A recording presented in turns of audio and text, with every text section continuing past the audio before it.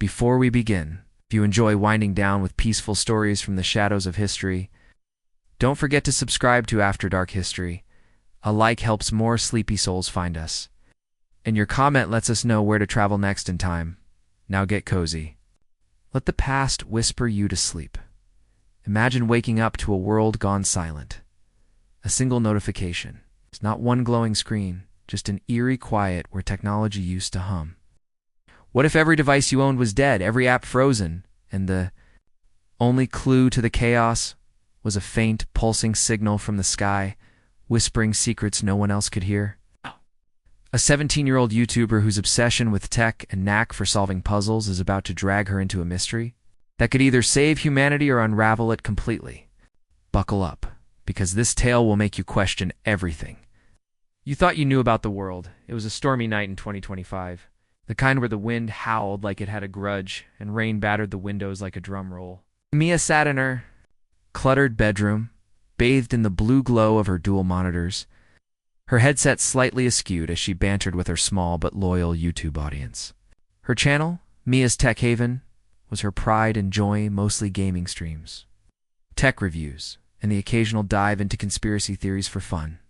She was mid-sentence, hyping up a clutch moment in her favorite Battle Royale game when her stream froze. Not just lagged to froze solid, her chat window stopped updating, the game locked up, and her second monitor flickered before going black. Okay, guys, hold on. Technical difficulties, Mia said, forcing a laugh as she tapped her keyboard. Nothing. She checked her phone to see if her viewers were complaining in the live chat. Dead. Not low battery, completely unresponsive. The screen dark, as if it had never been powered. Her smartwatch? Same thing. Cold knot formed in her stomach. This wasn't a normal glitch. She rebooted her router, the little lights blinking normally, but still no internet. The power in her house was fine lights on. Fridge humming, but every connected device was a brick. Mia stepped outside, the storm drenching her hoodie in seconds. Her quiet suburban street was alive with confusion. Neighbors stood on their porches, clutching lifeless phones, their faces lit by porch lights instead of screens. Old Mr. Jenkins across the street waved his tablet like it was a cursed object, muttering about dam updates. A kid on a bike shouted that even his wireless earbuds were dead. Allah, the world hadn't just gone offline. It was like technology itself had been erased. Back inside, Mia's mind raced. She wasn't one to panic, but this felt wrong. Her dad, a tinkerer who loved old-school gadgets, had a garage full of relics. She remembered the ham radio he used to mess with, clunky thing from the 80s that looked more like a prop from a sci-fi movie than functional tech. On a hunch, she dug it out from under a pile of dusty manuals and plugged it in. Light flickered on, and static crackled through the speaker. Then something else, a faint rhythmic pulse, like a heartbeat, looping every 12 seconds. It wasn't random noise. It was deliberate, precise, like a code waiting to be cracked. Mia's heart skipped. She'd always loved puzzles, crosswords, escape rooms, even decoding RG clues for her viewers. This felt like the ultimate challenge. She grabbed a notebook, jotting down the rhythm of the pulses, her pen moving faster as the storm raged outside. The signal wasn't coming from a local station, it felt too. It's big, too otherworldly. She adjusted the dials, narrowing the frequency, and the pulse grew clearer. It wasn't just in her head something was out there, broadcasting from above. Her phone still dead, her stream offline, Mia felt a spark of adrenaline. This wasn't just a blackout. This was a mystery, and she was at the center of it. What was the signal? Why was it still active when every modern device was fried? And why did it feel like it was calling her? She didn't have answers yet, but one thing was certain. This was no ordinary night. And Mia was about to step into something way bigger than her YouTube channel, so what would you do if the world went dark and a strange signal found you? Would you chase the mystery or run from it? Drop your thoughts in the comments, smash that subscribe button, and stick with me as we follow Mia into the unknown. Part 2's coming soon, and trust me, you won't want to miss it. Now get cozy. Let the past whisper you to sleep. The storm raged on that fateful night in 2025, rattling the windows of Mia's suburban home as she stood frozen, clutching her dad's old ham radio. The faint, rhythmic pulse looping, every 12 seconds, still hummed through the speaker. A ghostly heartbeat in a world gone digitally dark. Mia's heart pounded in sync. She wasn't imagining it. Something was out there and it was calling. Her YouTube stream was dead, her phone a useless brick. And her small but loyal audience had no idea she was on the verge of something massive. This wasn't just a glitch. This was the start of a mystery that would change everything. Mia's bedroom, usually a sanctuary of glowing screens and soft keyboard clicks, felt alien without its tech heartbeat. She tried her laptop again, pressing the power button until her thumb ached. Nothing. Her smartwatch, her tablet, even her gaming console dead. The power in the house was fine. The overhead light buzzed softly, and the fridge hummed in the kitchen. But every connected device was lifeless, as if the internet itself had been erased from existence. Mia's mind raced with possibilities. Cyberotic, solar flare, government blackout, but none felt right. The signal on the radio told her this was something else, stepping outside again. The rain soaked her sneakers as she scanned her quiet street. The storm painted the sky in streaks of gray and purple, but the neighborhood was alive with a different kind of chaos. Neighbors huddled under porch awnings, their faces lit by candles and flashlights instead of phone screens. Mrs. Carter next. Dor was shaking her smart speaker, yelling at it to play her jazz playlist. Across the street, old Mr. Jenkins was smacking his tablet against his palm, cursing stupid updates. A kid zipped by on his bike, shouting that his wireless earbuds had died mid-song. Mia's stomach twisted. This wasn't just her house. It was everywhere. She ducked back inside, the radio's pulse still looping in her ears. Her dad wasn't home. He was on a work trip, leaving her alone with her thoughts and his cluttered garage of retro gadgets. Mia, a self-proclaimed tech nerd, had always poked fun at his obsession with analog relics. But now that clunky ham radio was her only lifeline to the outside world. She sat cross-legged on the cold garage floor, the storm's roar muffled by the walls, and turned the radio's dials. The static shifted, and the pulse grew sharper, more insistent. It wasn't random noise. It was structured, deliberate, like Morse code, but stranger. Mia grabbed her notebook, sketching the pattern of the pulses. Long, short, long, pause, repeat. Her hands shook, not from the cold, but from excitement. She'd always loved puzzles, whether it was solving escape rooms with her best friend Leo or decoding alternate reality game clues for her YouTube viewers. This felt like the ultimate challenge, something her Mia's Tech Haven audience would lose their minds over if she could ever get back online to tell them. But for now, her channel was as dead as her phone. And the signal was her only clue. She adjusted the radio's antenna, trying to pinpoint the signal's source. It wasn't coming from a local tower or a nearby station. The frequency was high, too high for terrestrial broadcasts. Mia's breath caught as she realized it was coming from above, way above. Orbit, maybe. Her mind flashed to sci-fi movies, but she pushed the thought away. No way, not yet. The idea clung to her like the damp chill of her hoodie. Something was out there broadcasting through the storm. Untouched by whatever had killed the world's tech, Mia's phone sat useless on the workbench, its blank screen reflecting her wide-eyed face. She couldn't tweet, couldn't stream, couldn't even text Leo to see if he was okay.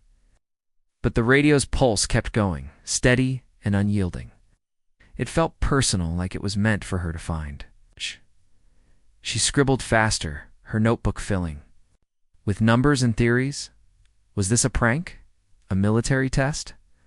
Or something bigger, something no one was ready for?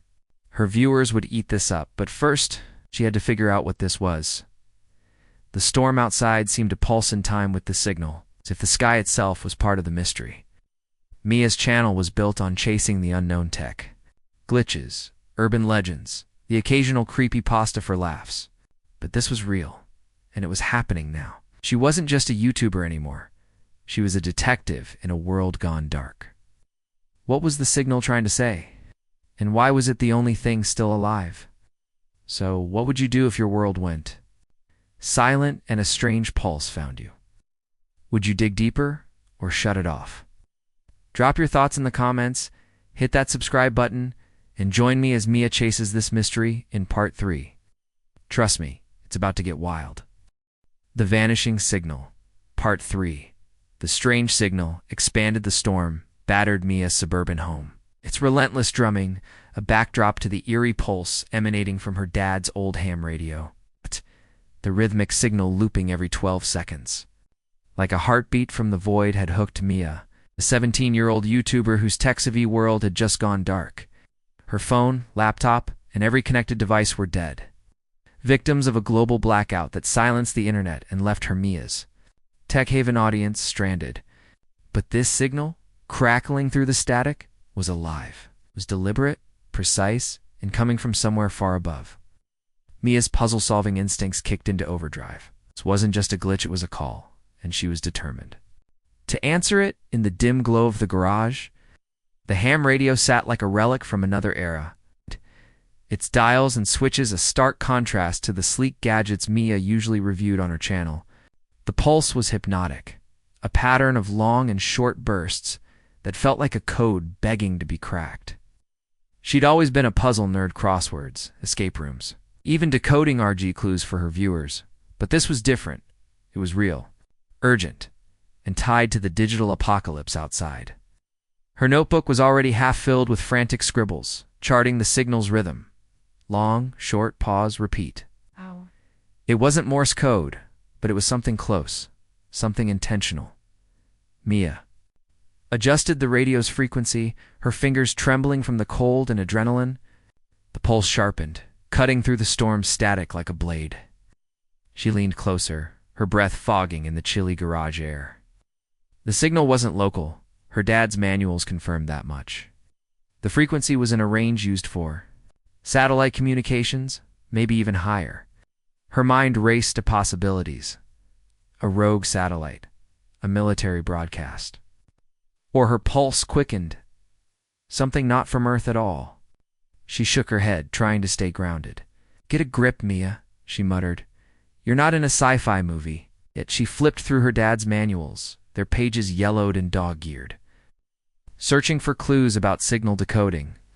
Her dad had taught her the basics of ham radio years ago. It's mostly as a bonding thing, but she'd never taken it seriously until now. The manuals mentioned binary encoding, a way to transmit data in pulses of ones and zeros. Could that be it? She started translating the signal's pattern, jotting down 1 south for long pulses and O south for short ones. The sequence was repetitive but complex, like a message stuck on a loop. Her pen flew across the page, her excitement drowning out the storms. Roared the garage door rattled as a gust of wind hit, snapping Mia back to reality. She glanced at her useless phone, wishing she could livestream this to her viewers. They'd be losing it in the chat, throwing out theories, hackers, aliens, government conspiracies. Without her channel, she felt cut off, alone with the mystery.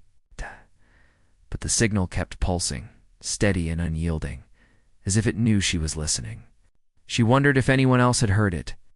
Were other radio nerds out there, hunched over their own antiques, picking up the same eerie beat? Mia's thoughts drifted to her best friend Leo, a skeptic who'd probably roll his eyes at her wild theories. She needed to reach him, but with no phones or internet, she was stuck. The signal was her only connection to whatever was happening. She adjusted the antenna, trying to triangulate the source. The manuals suggested it was coming from low Earth orbit, maybe a satellite or something else. Her stomach flipped. She wasn't ready to say aliens out loud, but the thought lingered like a shadow.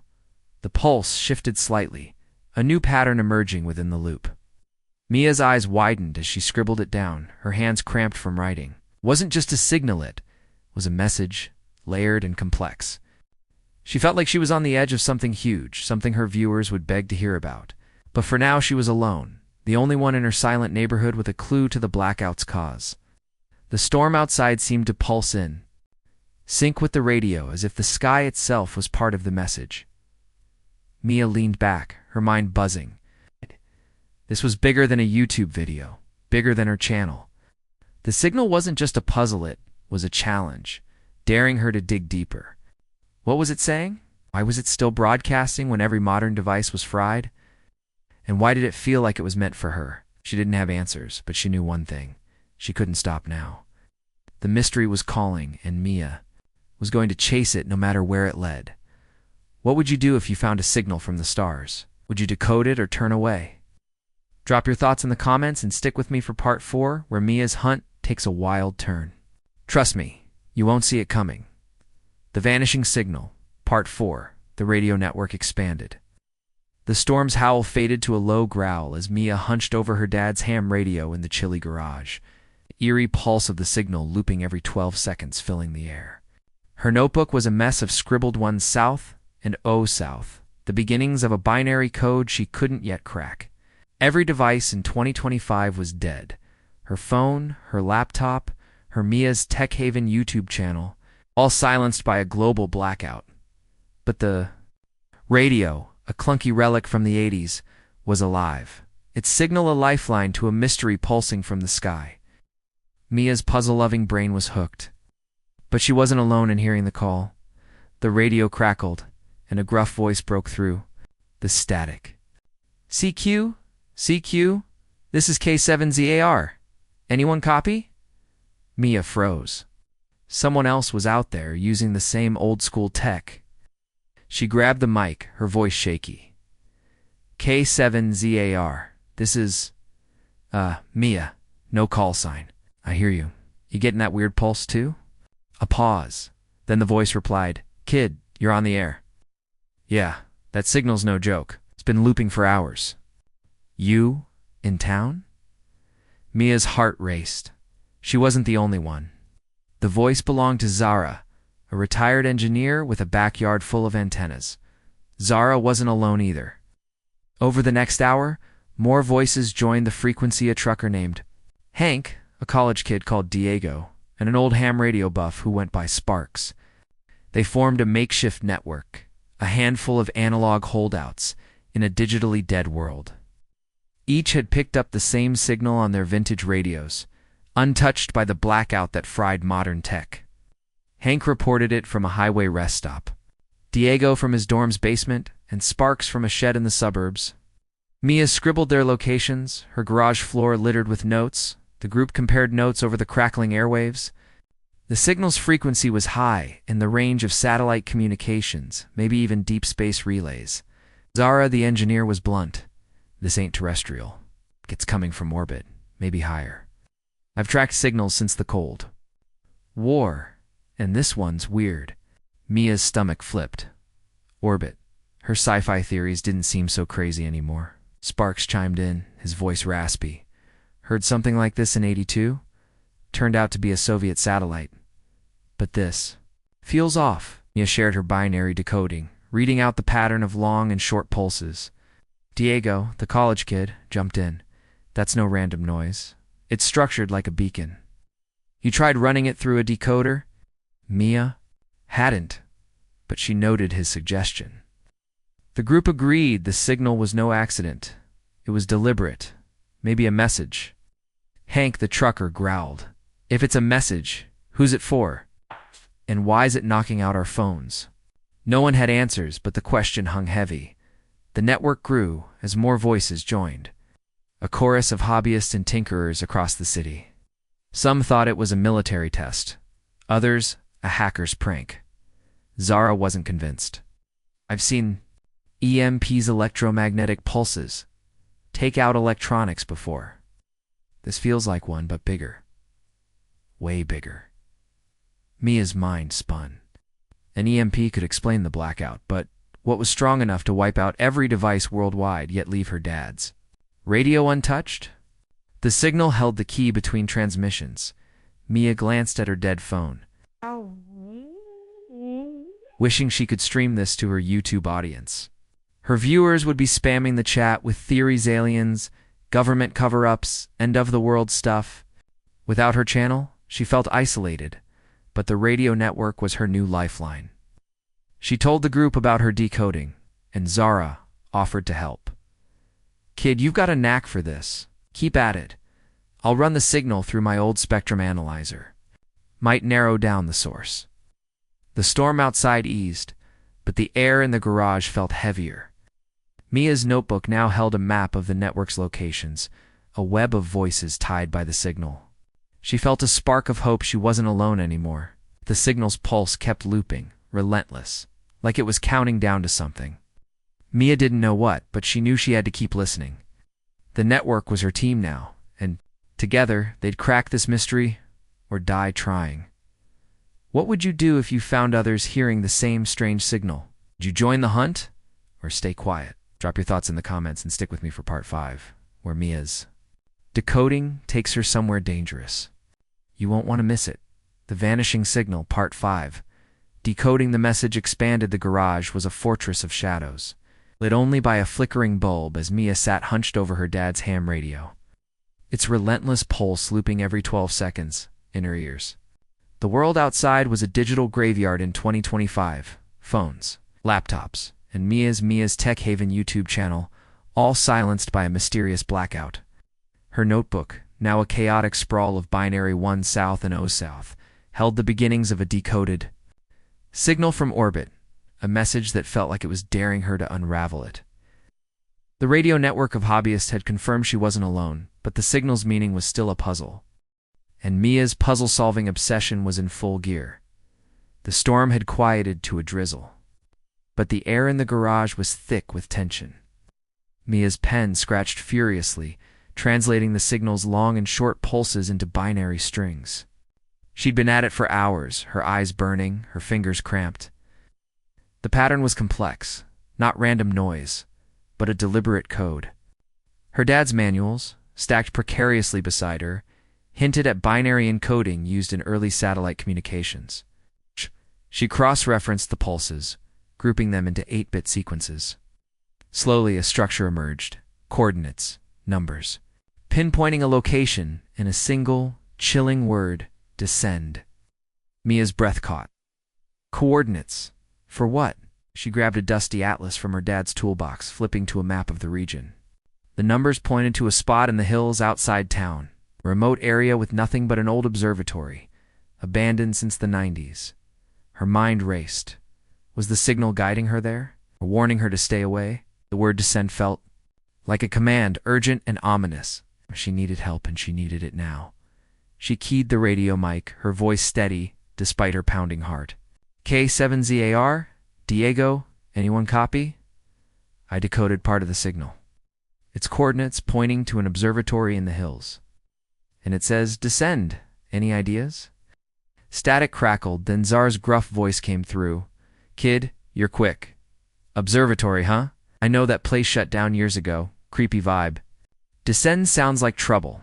You thinking of going? Mia hesitated. She wasn't a hero, just a YouTuber who liked puzzles. But this was bigger than her channel. Diego chimed in, his voice nervous but excited. Coordinates from orbit? That's wild. Could be a satellite crash site or, I don't know, something else. You got a car? Mia didn't, but her dad's old pickup was in the driveway, keys on the kitchen counter. The idea of driving to the hills alone in a storm felt insane.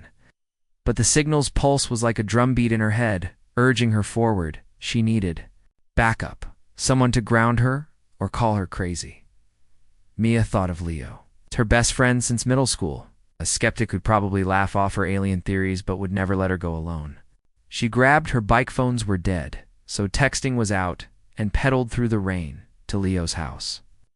He answered the door in pajamas, his hair a mess, his phone as useless as hers. Mia, what the hell? It's 2 a.m. and my Xbox is fried. She spilled everything: the blackout, the signal, the coordinates. Leo's eyes narrowed. You're nuts, but I'm not letting you do something this stupid alone. Back at her house, Mia radioed Zara again, who'd been digging into the signals. Frequency. It's not just orbit, Zara said. It's moving like it's adjusting position. I'm coming with you. Meet me at the gas station on Route 12 in an hour. Mia's stomach flipped.